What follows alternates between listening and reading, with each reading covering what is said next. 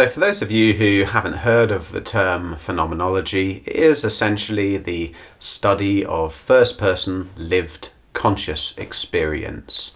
Instead of seeing oneself as an object in the world, or instead of trying to explain experience in terms of naturalistic processes such as neurological processes and neurochemistry and things like that, we're instead simply paying attention to what we experience and describing the experience as it unfolds. And one of the fun things about phenomenology is it kind of cuts through the bullshit, helps us get back to the reality of lived experience. And we see that many of the things that we thought were kind of real or objective were actually never anything more than intersubjective experiential processes. And sometimes this has some quite fun consequences and implications.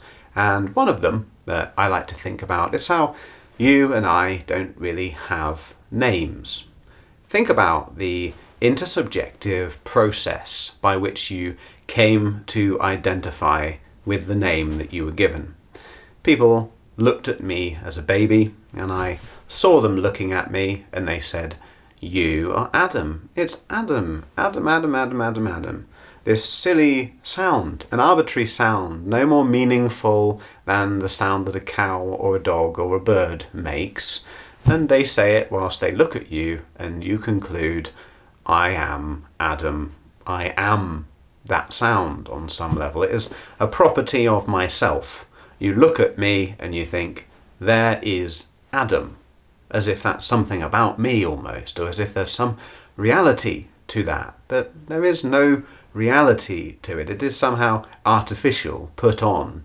I could have been born in another situation, another circumstance or culture, and people would have looked at me and made a very different strange sound and said that that is who I am. The reality, somehow, is that none of us really have names. Nothing actually has a name.